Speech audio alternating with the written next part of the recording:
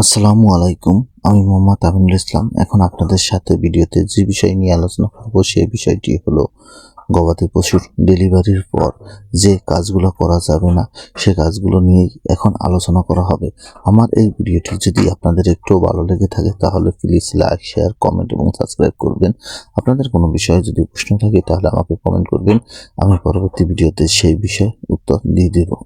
আজকে আমি ভিডিওতে যে গবাদি পশু ডেলিভারির পর যে যত্ন নেবেন এটার বিস্তারিত সম্বন্ধে এখন আলোচনা করব এই ভিডিওতে যে গরুটি দেখতে পাচ্ছেন এই গরুটি ডেলিভারি হয়েছে আজকে সকালবেলা, কিন্তু সকালবেলা ডেলিভারি করার পর খামারি ভাই এক্সট্রা একটু কেয়ার নিয়েছে যে সে ডেলিভারির সাথে সাথে প্রচুর পরিমাণ ভুট্টা ভাঙ্গা এবং ফিড খাবার দিয়েছে এবং এর সাথে ভুসি দিয়েছে, কিন্তু যখন ডেলিভারি হওয়ার আগে এই যত্নটা নেয়নি।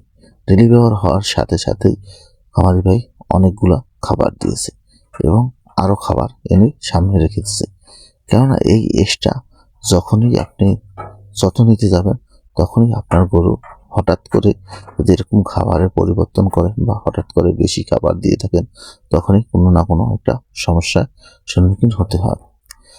যে সময় আপনার গরু ডেলিভারি হয়েছে বা আপনার গরু ডেলিভারির সময় আপনি যদি পাশে না থাকেন, বাচ্চা একা একা ডেলিভারি করে থাকে, তখন যেসব ভয়গুলো থাকে সেই ভয়গুলো সম্বন্ধে আপনার আগে জানতে হবে বা যে সমস্যাগুলো হতে পারে এই সমস্যাগুলো আগে জানতে হবে, তারপর আপনি খাবার দাবার দিবেন।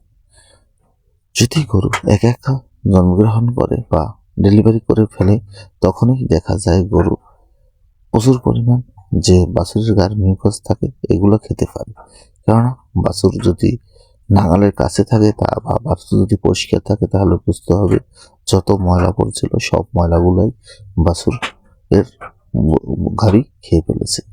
বাছুরের গাভী যদি সকল ময়লা খেয়ে ফেলে তখন দেখা যাবে যে আচকচরে অতটুকু ময়লা খাওয়ার কারণে যে কোনো কারণে পেটে ইনফেকশন শুরু হতে পারে বা পেটে গ্যাস হতে পারে।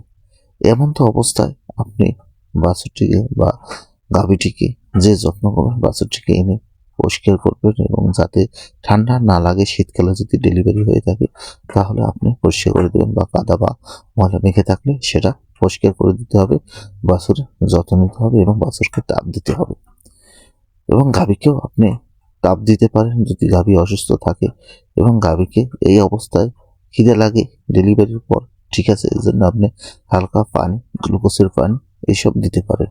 কিন্তু আপনি দানাদার খাদ্য বা ভাতের মার্ক বা জাউ রান্না করে যদি আপনি খাওয়ান তখনই বিপদ ঘটে, কেননা প্রচুর পরিমাণ মিউকাস খাওয়া এবং এর সাথে সাথে যদি আপনি এরকম ভাত বা জাউ বা দানাদার খাদ্য ফিড বেশি পরিমাণ দিয়ে থাকেন তখনই পেটে ফাঁপ শুরু হয় বা পেট ফাঁপা দেখা দেয়। এমন তো অবস্থায় আপনি যদি সঠিক ট্রিটমেন্ট না করতে পারেন তাহলে দেখা যায় অনেক খামারি ভাই তার গরুটিকে হারিয়ে ফেলে। তাই আপনি যাতে পেটে গ্যাস না হতে পারে বা পেটে কোনো প্রকার জাম না হয় এর জন্য আপনারা গরুটিকে ওষুধ খাওয়াবেন এবং যদি আপনি খাওয়িয়ে থাকেন বা পেটে যদি ভাব দেখা দেয় তখন মনে রাখবেন যে আর কোনো খাবার দিবেন না এবং গরুটি হাঁটাবেন। বারবার হাঁটালে গরুটির পেটের ভাব সরে যাবে। আমরা এই গরুটিকে যে ট্রিটমেন্ট দিয়েছি, আপনি যদি আপনার খামারে এরকম কোনো সমস্যা হয়ে থাকে তাহলে আপনার নিকটস্থ একজন প্রাণী চিকিৎসকের পরামর্শ অনুযায়ী আপনি ট্রিটমেন্ট করবেন। তা না হলে আপনার আর্থিক খরচ বেশি হবে এবং আপনার গরুটি মারাত্মক ঝুঁকির মধ্যে থাকবে। আমরা এই গরুটিকে একটি হজম শক্তিকারী পাউডার খাওয়াইছি এবং যাতে গ্যাস না তৈরি হয় এর জন্য একটি লিকুইড ওষুধ খাওয়াইছি এবং শক্তি ফিরে পাওয়ার জন্য একে ক্যালসিয়াম ও ভিটামিন দেওয়া হয়েছে, এর সাথে সাথে স্টাবেটও দেওয়া হয়েছে।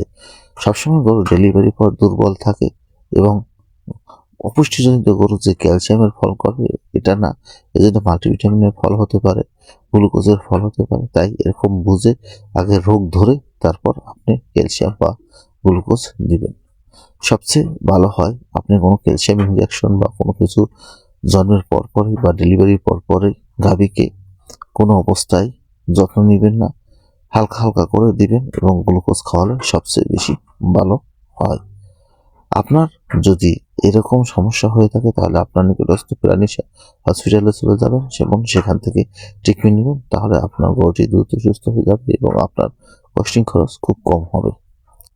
আমার এই ভিডিওটি যদি আপনাদের একটু ভালো লেগে থাকে তাহলে প্লিজ লাইক, শেয়ার, কমেন্ট এবং সাবস্ক্রাইব করবেন। আপনাদের কোনো বিষয়ে যদি প্রশ্ন থাকে তাহলে আমাকে কমেন্ট করবেন, আমি পরবর্তী ভিডিওতে সেই বিষয়ে উত্তর দিয়ে দেব।